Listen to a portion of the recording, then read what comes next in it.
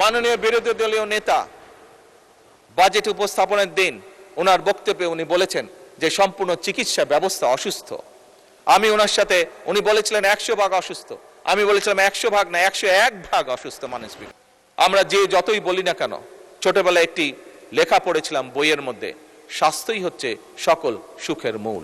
যদি স্বাস্থ্য কারো নষ্ট হয়ে যায়, তাকে যা কিছুই দেওয়া হোক না কেন, কোনো কিছু, ভালো খাবার দেওয়া হোক, ভালো পোশাক দেওয়া হোক, ভালো জায়গায় ঘুরতে নিয়ে যাওয়া হোক, কোনো কিছুই সে উপভোগ করতে পারবে না। মাননীয় স্পিকার, আমরা অতীতের শিক্ষা ব্যবস্থার যে করুণ চিত্র সংক্ষেপে আপনার সামনে তুলে ধরেছিলাম। মাননীয় স্পিকার, একইভাবে স্বৈরাচার, ফ্যাসিবাদ স্বৈরাচারের সময় স্বাস্থ্য খাতকেও সম্পূর্ণভাবে ধ্বংস করে দেওয়া হয়েছিল।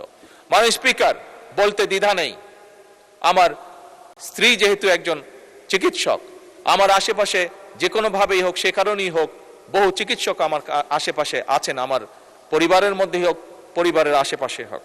সবার থেকে যে ধারণাটা আমি পেয়েছি মাননীয় স্পিকার, বলতে দ্বিধা নেই যে স্বৈরাচার, ফ্যাসিবাদী স্বৈরাচার সরকার বাংলাদেশের চিকিৎসা ব্যবস্থাকে অন্য কারো হাতে মনে হয় তুলে দিয়েছিল। একটি বিশেষ দেশকে সুবিধার জন্য ধ্বংস করে দেওয়া হয়েছিল আমাদের চিকিৎসা ব্যবস্থা। মাননীয় স্পিকার, মাননীয় বিরোধী দলীয় নেতা বাজেট উপস্থাপনের দিন ওনার বক্তব্যে উনি বলেছেন যে সম্পূর্ণ চিকিৎসা ব্যবস্থা অসুস্থ। আমি ওনার সাথে, উনি বলেছিলেন 100% অসুস্থ, আমি বলেছিলাম 100% না 101% অসুস্থ। মাননীয় স্পিকার, আজও একইভাবে সেই কথার পুনরাবৃত্তি করতে চাই।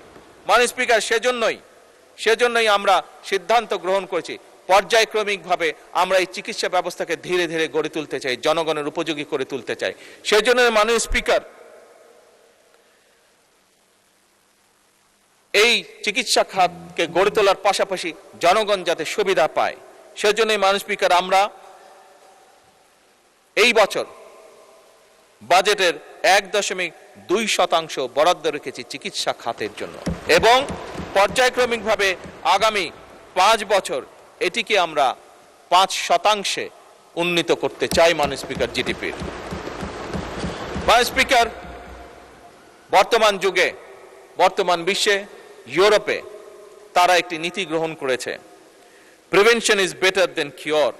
অর্থাৎ একজন মানুষ অসুস্থ হবার আগেই যদি তাকে আমরা সচেতন করার মাধ্যমে অসুস্থ হওয়া থেকে দূরে রাখতে পারি, তাহলে সেই মানুষটি যেমন উপকৃত হবে, সেই মানুষটি যেমন সুস্থ থাকবে, একইভাবে মাননীয় স্পিকার, রাষ্ট্র বা জনগণের অর্থ কম খরচ হবে।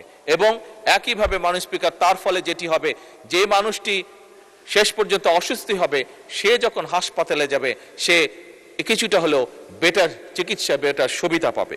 এবং সে কারণে মাননীয় স্পিকার, জনগণকে আরো সচেতন করার জন্য, স্বাস্থ্যর বিষয়ে আরো সচেতন করার জন্য আমরা নির্বাচনের আগে বলেছিলাম, আমরা সারা বাংলাদেশে 1 লক্ষ হেলথ কেয়ারার অ্যাপয়েন্ট করতে চাই। মাননীয় স্পিকার, আপনি জানলে খুশি হবেন, এবং আপনার মাধ্যমে এই সংসদে আমি জানাতে চাই যে আমরা এই 1 লক্ষ হেলথ কেয়ার অ্যাপয়েন্ট করার কাজ শুরু করেছি। মাননীয় স্পিকার, অতি শীঘ্র এটি ঘোষণা করা হবে।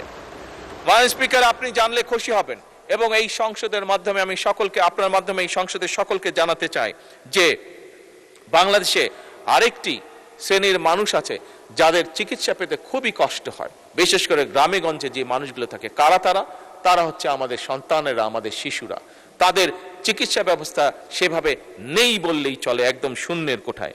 মাননীয় স্পিকার, বর্তমান সরকার দ্রুততার সাথে 5টি বিভাগে 5টি সম্পূর্ণভাবে 200 বেডের 5টি শিশু হাসপাতাল চালু করার উদ্যোগ গ্রহণ করেছে, যেটি ইনশাল্লাহ আমরা প্রত্যাশা